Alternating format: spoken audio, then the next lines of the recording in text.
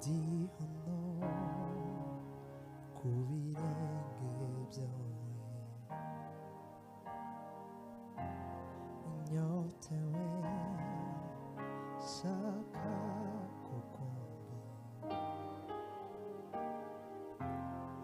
umbwira